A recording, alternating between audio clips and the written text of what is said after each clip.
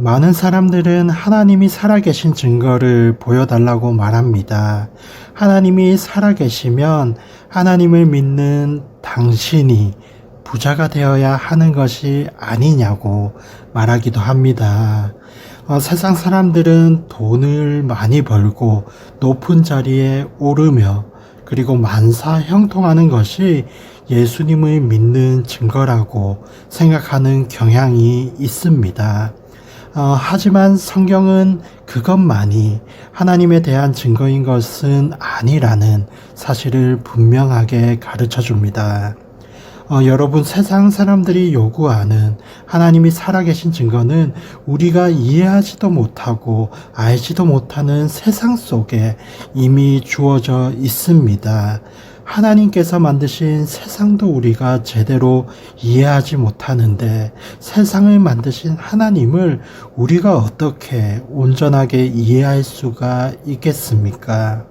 우리가 세상을 완전히 이해하지 못하는 그 사실이 바로 하나님이 살아계신 증거가 되는 것입니다.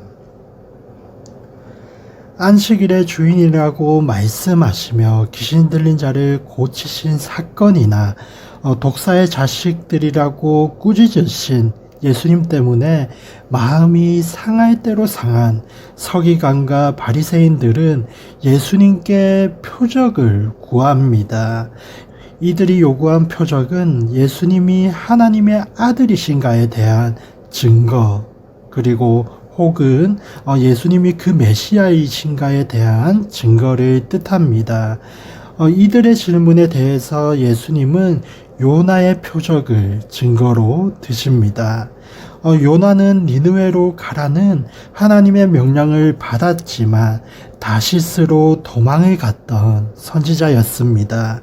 다시스로 가던 중에 폭풍을 만나게 되고 그는 바다에 던져지게 됩니다. 하지만 하나님께서 예비하신 큰 물고기가 요나를 삼켰고 요나는 밤낮 사흘을 물고기 뱃속에서 지내게 됩니다. 우리 40절 말씀 함께 읽어보도록 하겠습니다. 시작. 요나가 3일 밤낮을 큰 물고기 뱃속에 있었던 것처럼 인자도 3일 밤낮을 땅속에 있을 것이다. 요나처럼 예수님도 밤낮 사흘을 땅속에 계실 것이라고 말씀하시는데 이 말씀은 예수님이 이 땅에 오신 목적을 의미합니다. 죄인인 인류를 구원하시기 위해 이 땅에 오신 예수님은 십자가에서 죽으시고 장사되어 땅속에서 3일 동안 매장이 되셨습니다. 그리고 부활하셔서 모든 믿는 자에게 구원과 부활의 소망이 되셨습니다. 장차 있을 십자가의 사건을 예수님은 증거로 말씀을 하셨던 것입니다.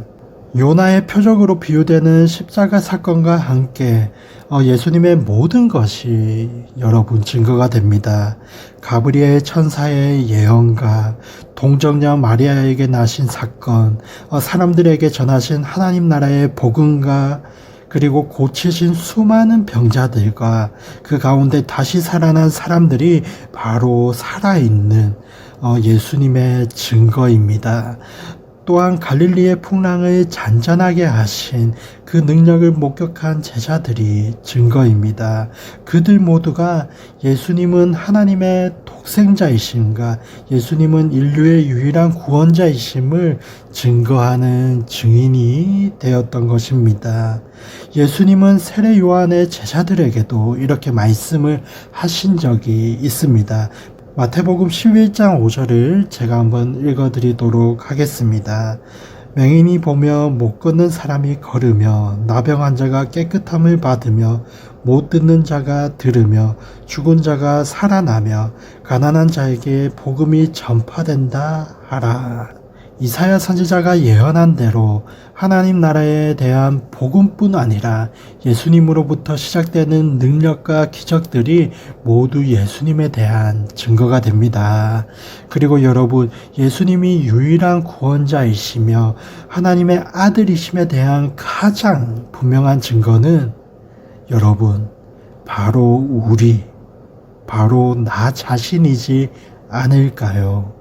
죄인이며 악한 자이던 내가, 무엇이 악인지도 분별하지도 못했던 내가 예수 그리스도를 만나고 나서, 믿고 나서 변화가 되었기 때문입니다. 예수님을 믿고 새로운 존재가 된 이후의 나의 모습과 이전과는 완전히 달라진 말과 행동은 예수님이 얼마나 능력이 있으신 분이신가에 대한 명백한 증거가 됩니다. 염려와 걱정 속에서 살아가던 내가 예수님으로 인해서 감사와 기쁨의 삶을 살아간다면 내가 바로 예수님의 증거입니다.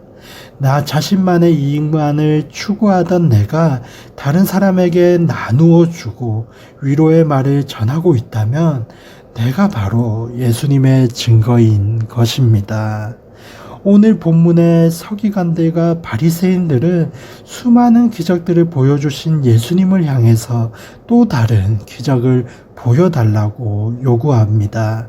하지만 그들은 이미 예수님께서 베푸신 많은 기적들을 직접 본 사람들입니다.